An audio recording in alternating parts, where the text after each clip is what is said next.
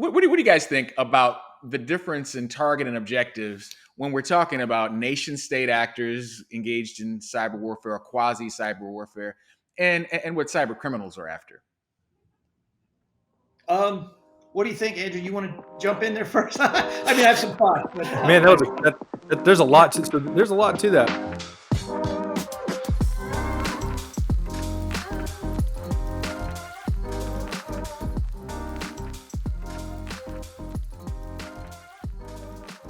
Hey everybody, welcome to the Cyber Guys podcast, the cybersecurity podcast for everyone.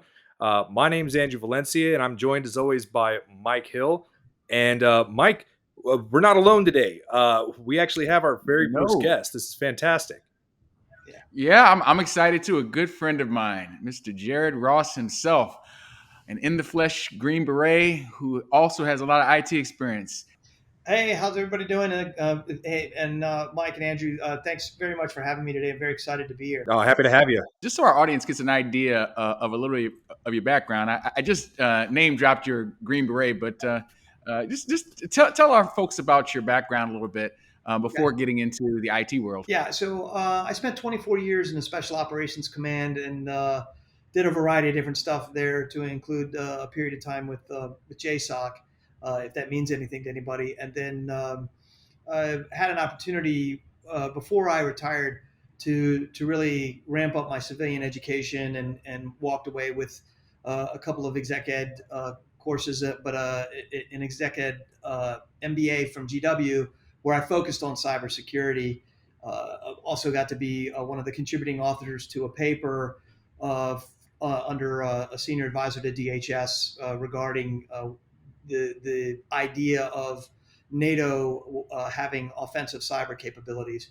After I retired, I kind of worked the range of different parts of the tech world relating to cybersecurity. First for a boutique hardware engineering firm that did stuff for the Intel community, and they had a capability of running from concept to prototype all the way through to production of a lot of really unique technologies, a lot of it oriented towards the cyber and electronic warfare space. And then went to work for Adobe on the software side for a few years, and then followed that with an executive position with another government contractor that did IT consulting and services to the Intel community as well.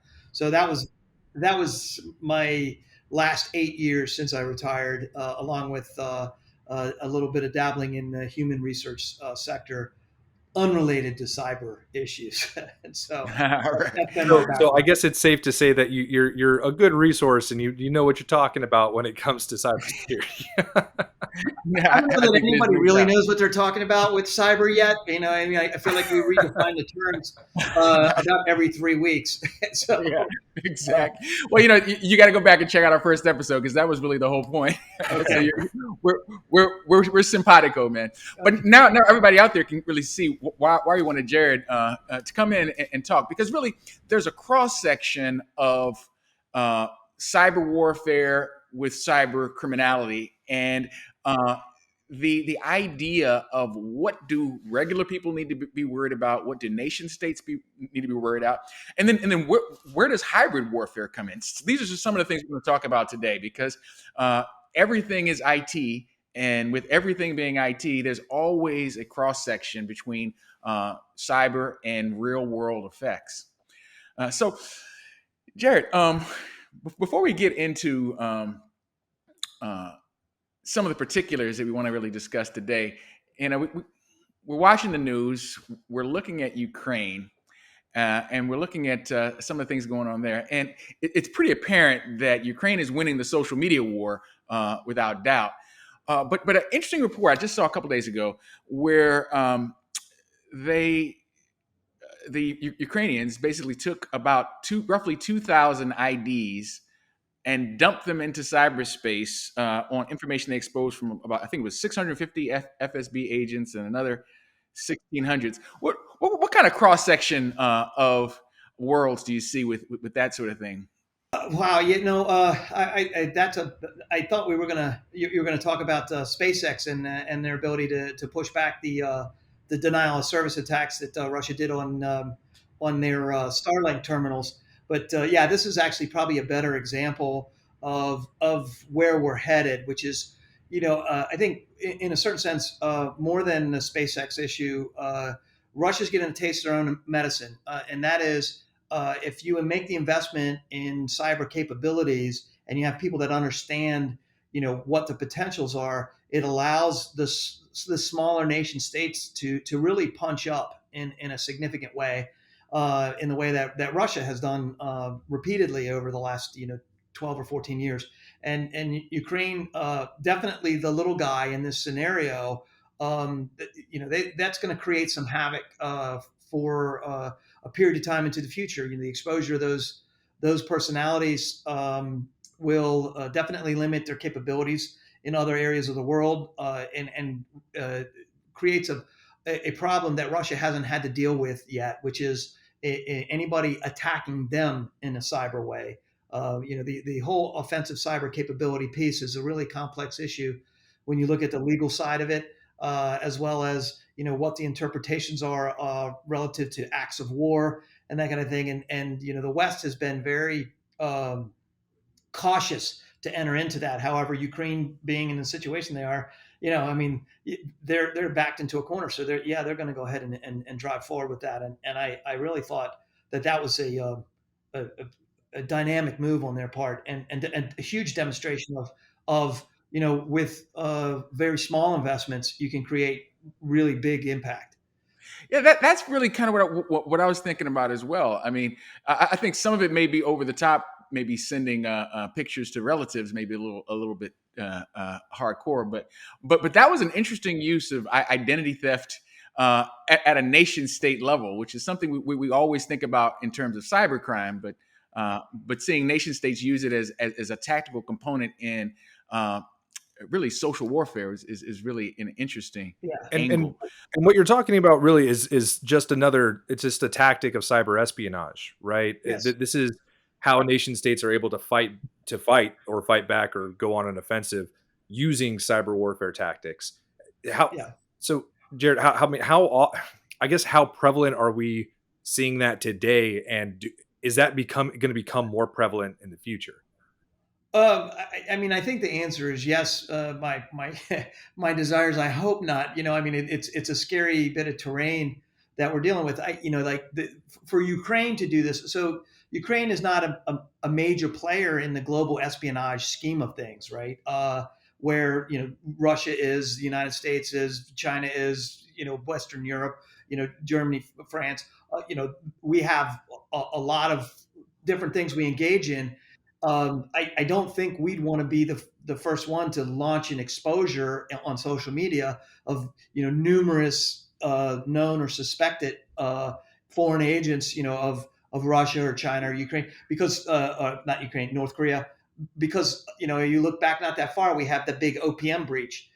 What could be done back to us? We don't know who has access to all that info, and what they might be able to synthesize out of that to damage us. So I don't think we want to pull that trigger first. But certainly, we have not engaged in any significant way in offensive cyber, and I think there's a reason. I think we're still not wanting to take the first move simply until we feel like our defenses are better, and also we understand the full implications of any offensive move that we might make. Well, there's a third party that comes to play in this too, right? And those are companies that store data or that mine data, right?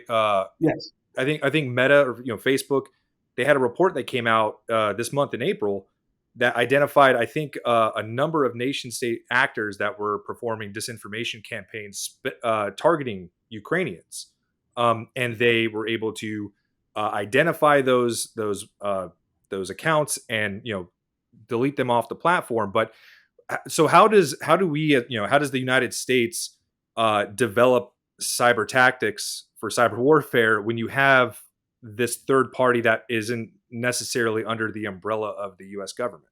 Well, that's actually when I was thinking about what we were going to talk about today, that's the piece that I really think is is going to be the strategic advantage is those nation states that can learn how to sort of let loose some of the reins of control and allow a bigger role for the third party commercial entity to play. Will likely be the most innovative, most advanced steps forward in that realm. We saw. I brought up the example earlier of what Starlink. SpaceX was able to Yeah, do. yeah. Let's talk about that because that kind of brings both of these points together. And their response time was a lot better than what Yeah, amazing. we would normally see in our anti jamming Yeah. techniques. Well, So and I talk think about that for a second. yeah, well, I think they talked. I mean, what was the word that the DoD spokesperson said? He was eye-watering response, which I would agree. It was incredibly quick the way they were able to push forward the code and implement it and be successful. And it's part of the problem is, and I'm going to get on a little bit of my soapbox is the simply just the acquisition process that the government has. It sets up a situation one that is cumbersome, even when it's supposed to be fast. A lightning fast time from requirement identification to actual funds flowing and contract execution is probably 18 months on a fast cycle. And certainly during wartime there are a few exceptions, but generally it's about 18 months. Second of all, the way that the government goes about its requirements development process sets up a situation where um, it's incremental change is possible, but no blue ocean ideas are ever going to get in there because the system's already set up for very specifically defined requirements. So we have the objective. We know what the objective of this contract is. However, it's already been agreed upon what the methodology should be to reach that objective. So it's the same players with the same products and services. Only, the joke always made with my engineering firm is everything size, weight, and power. Right. Next year, it's going to be a little smaller. It's going to be a little more power, and the batteries are going to be a little lighter. And that's it, right? That's how. But that idea that achieves that objective for a fraction of the investment and with greater impact, they're going to look at that, sort of like a hog looking at a wristwatch. They're just not going to understand it, and it won't fit into the system. It'll be rejected. And so the opportunity for real innovation disappears in the government's hands. However, when you got a company like SpaceX or these other dynamic companies out there operating in the commercial space who have to turn a profit, they're moving like that. They from idea to execution, it could be a couple weeks, or in the case of a crisis response, they get the code pushed out in a matter of hours. Where the government will be looking around, oh, well, how are we going to get this funded? Yeah, but it's funny. Even to a degree, that's seen between large commercial entities and small hacker communities. I mean, I think about these guys that are bounty hunters that basically will hack a company system in exchange for a bounty to validate or invalidate the security.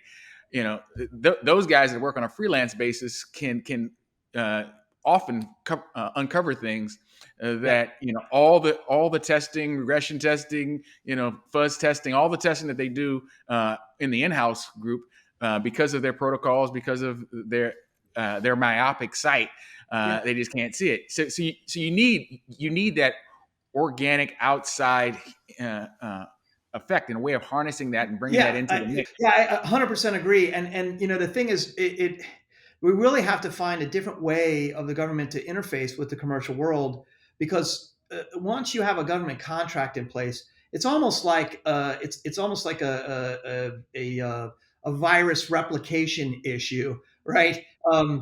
Because the requirements of the government contract cause the receiving organization of that contract to act and behave more and more like the government, because they have reporting requirements, auditing requirements, the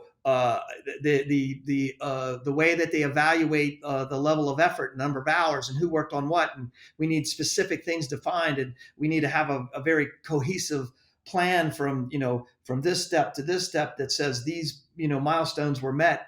All of that stuff, which is good management practice. I'm not going to say that it's completely useless, But in terms of quick response, of being able to really aggressively move at the speed of technology, it doesn't work. And frequently that's why the government struggles, to integrate, technology advantages. Well, that really explains why a small state like Ukraine could be Yeah, nimble and outmaneuver one of the largest countries yeah. in the way of the Russian Federation. So it really makes the point. Let's talk a little bit about hybrid warfare because I mean from uh, the the days of World War II all the way to now, if you can affect uh, a target in more than one way simultaneously, it certainly can improve your mission success rate. So, how would you describe cyber factoring in? Just kind of put your JSAC hat back on for a second.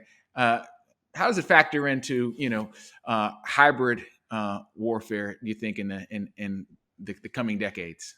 So I think, right, hybrid warfare is an interesting animal, in that it really matters who your opponent is first. How technologically advanced are they, right? And hybrid warfare in Afghanistan, for example. I mean, we could talk about hybrid warfare. We're really talking about combined arms, joint combined arms activities, and the coordination of multiple different weapon systems.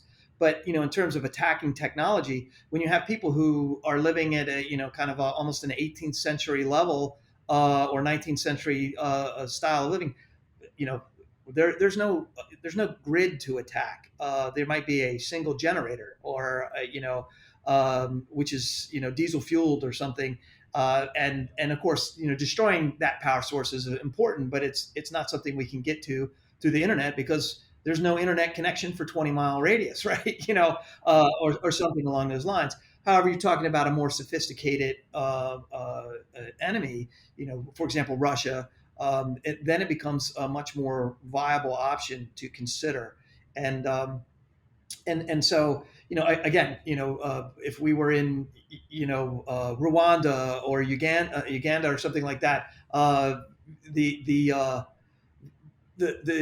the use of hybrid warfare wouldn't be considered, other than to maybe use some drones and maybe some mesh networking stuff, so that we could, move our technology forward onto the battlefield. But attacking theirs, there's not really any technology there. But for example, let's say we were engaged in a conflict in I can't imagine why, but in Kenya, where they have, in the population centers, some pretty significant technology. Or let's say there was a civil war in Nigeria, somehow we got involved in, they do have some pretty advanced technologies in the population centers, which would precipitate a hybrid warfare concept. But I think the hybrid warfare is, eventually is going to be warfare. Attacking the grid, attacking their capability to drone swarm, attacking their networks, because in order, for the United States is really good at joint combined operations. Nobody does it as well as we do, and certainly we saw Russia. It continues to struggle with that, but the reason we are able to do that is we improve our networking capabilities every year. It's everybody's able to coordinate and communicate and move properly across the battle space, um, and but we're relying on that, which makes us a bigger target for hybrid warfare as well. The more effective, the hybrid warfare is more effective, the more technologically advanced your opponent is. Yeah, it kind of goes back to what I was saying about Achilles. Yeah, yeah, exactly. Right. We have all this power, but the more we grow all of this capability, the greater a vulnerability we have as we rely on that technology. How does motivation for escalation like fall into this? So uh obviously we know there, cyber warfare can escalate into real warfare, right? They're, going into this, we've seen a lot of nation state, actors or backed hackers um conducting operations within the United States. Oftentimes they are not, they're not attacking the actual infrastructure or critical infrastructure. That has happened. What we've seen though is we've seen a lot of campaigns of disinformation or sowing discord, um, seeking chaos. It seems like. How does that play in, and is that a blind spot? I think so. I mean, especially with regard to disinformation. Russia has been very provocative in that way. Clearly attempting to influence the Brexit vote. Lots of evidence of their attempts to influence the 2016 and 2020 elections here in the U.S. In terms of its uh, I think it continues in part because it hasn't resulted in escalation or response. The Russians are kind of furtive with their disinformation and other cyber attacks. That they kind of prod and poke and then withdraw. Because I think that they read our laws as much as we read them, and they know that we consider certain types of cyber attacks an act of war. They kind of flirt right with that edge of it, right? But they also know that we actually do follow our own laws, and that we're going to sit there and look at the law and go, hey, was this a true violation or not? And maybe it's a gray area, and so far Russia hasn't received any significant response as a result of their cyber attacks, at least ones that are in the public domain. And So is that ones because we have effective like deterrence though? Is that because we have like the fact that escalation into kinetic warfare is such a yeah. deterrent that that's why they really run in this gray zone with regards I mean, to I can't speak. I can't speak for the Pentagon, right? Obviously, it's been quite a while since I was in uniform. I can just my own observations and speculation. I think that um, our our lack of response or apparent response, lack of responses, is really related to the fact that every time Russia does pretty quickly withdraw their efforts, and I think Russia knows that in an actual kinetic exchange that they would be crushed. I was not surprised at their performance with the initial invasion of Ukraine and what has happened since. Russia relies on their ability to intimidate and bluff. They make a convincing image that they are this big bad superpower, and they do have nuclear weapons. But beyond that, their forces, especially their conventional forces, are not capable at the same level as NATO countries, most of the NATO countries, and definitely nothing compared to what the United States brings to the table. And Russia knows that, and so that's why they'll quickly withdraw when anything even smells of a kinetic exchange. That would justify U.S. involvement? They don't want that, but they also know how to manipulate public opinion inside the United States and how to intimidate European sentiment and leaders and the public sentiment there. So their national pastime is chess. They're good at it. They're good at strategy, and they're good at bluffing. And so I think that's part of it. However, if they think they've got overmatch, they will conduct the cyber warfare and escalate. They did it in Estonia in 2007, and they did it in Georgia in 2008.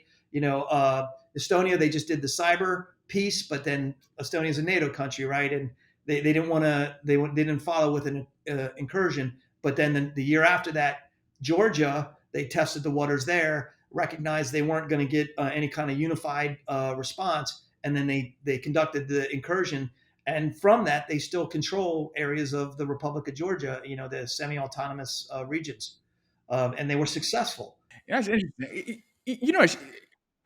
The the cross section I'm really getting from a lot of this conversation. In cyber, particularly when we're training newbies, we train on the principles of social engineering. Creating authority or affinity or some sort of quid pro quo in order to establish a pretext for compromising information. It's not that unlike a psyops campaign. Don't you think there's kind of a commonality? But basically, when we're doing state level um, social engineering. We're just doing psyops. I think it's a beautiful way to put it. And again, like in the beginning of our conversation, the terms change every few weeks, and I have even trouble keeping up with them. But certainly, a social engineered, disinformation attack through Facebook or Instagram or whatever is exactly that. It's a psyop campaign. Just like I was real comfortable with the progression, and distinction between cybersecurity to cyber warfare, and then the SpaceX thing. They don't.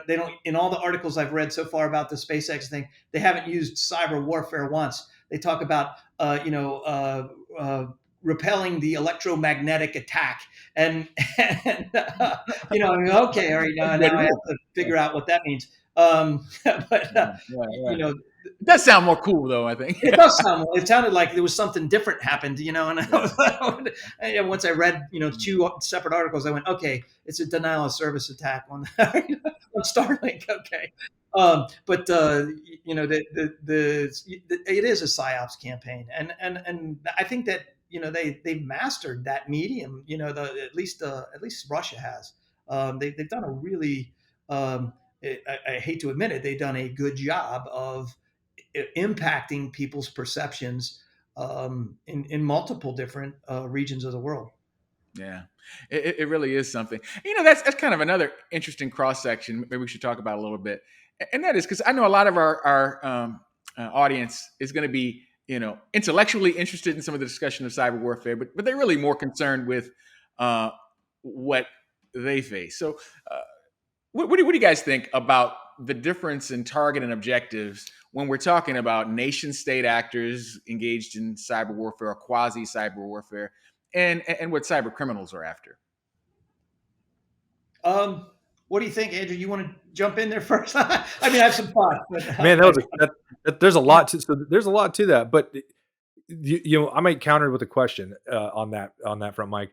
A lot of the major cyber crimes that we've seen in the last decade or so are often conducted by nation state actors, sponsored groups, Iranians, act, that are, convicted of wire fraud, so on and so forth.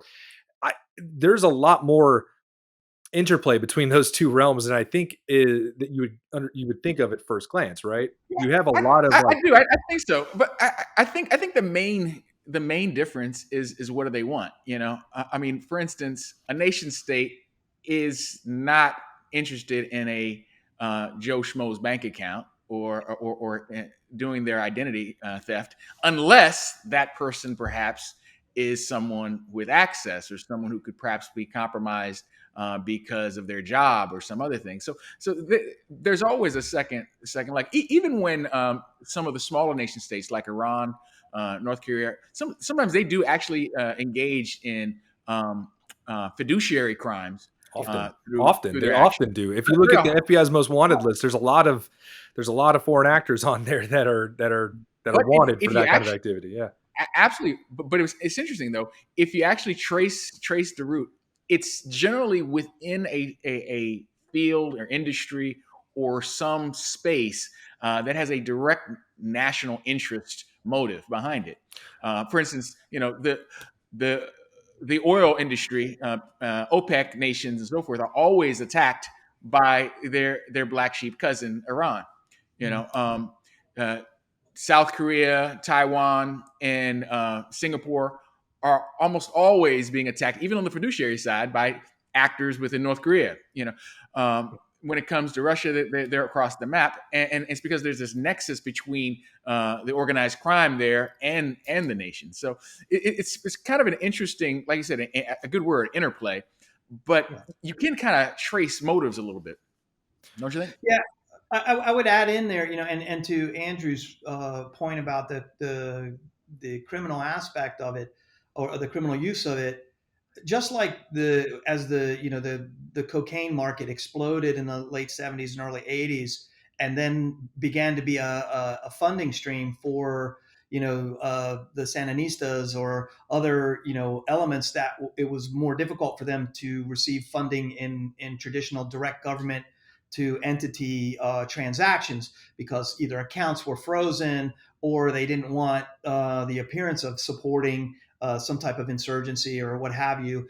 It becomes a mechanism for ransomware, for example. If I'm an entity out there acting, trying to conduct, whether it's terrorist activities or working in support of some nation state that wants to further their objectives but doesn't want their hand known. They want a covert or clandestine operation to take place. The ransomware funds my operation directly into, especially if it's a cryptocurrency cutout piece of it, directly into this stream that is almost entirely impossible to determine, where did the money go and who has it now. And the FBI did some good work, I think, in one of the more recent rounds of ransomware attacks in grabbing some Bitcoin before it got to its destination.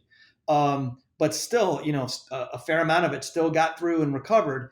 And who was responsible for that? Was that an individual, criminal organization? Was it a nation state actor that somehow stood up that organization up and staffed it with people they knew they could trust or rely on? How were these dark connections made? The cyber world makes all that even more possible to achieve and hide all of the true connections. So yeah, the criminal use of cyber warfare techniques is can potentially devastating, and very difficult to connect.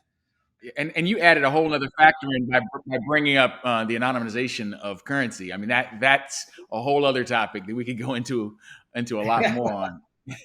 Well, yeah, kind of the cryptocurrency to me today is like the burner phone back in the early 2000s.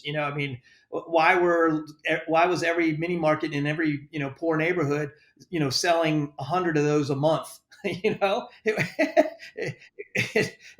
vast majority of them were going to support local drug trade. And until they figured out ways to be able to connect to those numbers quickly, it was a very valid means to keep their operations hidden from any kind of law enforcement intervention. And so cryptocurrency serves the same purpose in a lot of cases. I think it's something that Mike you mentioned earlier, which was what the motivation behind a lot of this for nation states, and I think that's actually a really good question because, and I'm gonna preface this by saying I'm not an expert in this area of the cybersecurity world whatsoever. But if I had to take a stab at it, you know, the reason why a nation state like Iran would sponsor a group of hackers to commit wire fraud in the United States is one of the things. One of the motivations could be reconnaissance, right? Could be the ability just testing the defenses. What's been your what's been your exposure on stuff like that? Is that a large part of it, or is it more of just really committing the actual act itself and getting the immediate gains? Honestly, I think reconnaissance is one of the main motivations when nation states are collecting personal information from their targets. Mm. We still have yet to see what's going to happen or what's going to be made use of with the OPM breach. But we know there's a lot of personal information out there that could certainly be Yeah, used well, for absolutely. counterintelligence and more.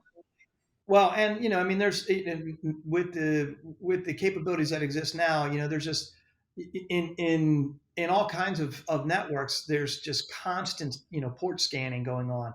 Just looking for vulnerabilities, looking for what machines they can get into, what can we find out, and then the big data analysis and machine learning stuff that's going on in the background that enables them to be able to just ingest huge amounts of information and see where there is a vulnerability, where to spend their time, and their high end tools, their expensive tools on true um, uh, violation intrusion onto a particular network or machine for the actual attack. But I think, Andrew, you hit the nail on the head. There's a ton of reconnaissance being done, you know 24/7. Well, I'll tell you, this has been a great conversation. We could go on and on, but I think our time is running out. Jared, we got to get you back. This was a Okay. great conversation, Yeah. and certainly look forward to having you again. I hope everybody enjoyed it. Absolutely, Mike, you're right. We got to get this. We got to get you back here. Would love to. Talk Love some to more. anytime. There's just not that many people out there that have the the same background that you guys have, and we get to have this really awesome exchange. So very thought provoking for me. It gets me all excited. My juice is flowing. I think our juices are all flowing. All right, that's great. Thanks again. Really appreciate it. Thanks again, Jared, for coming on. Folks, go ahead and check out the episode description for more information on the topic of today's episode. And if you had a good time listening to us, or if you're one of the cool kids who watched us on the YouTube, then go ahead and help the podcast out by subscribing to our channel. I'm Andrew Valencia. And I'm Michael Hill. And reminding you, stay safe, be secure, be sure. We'll see you next time.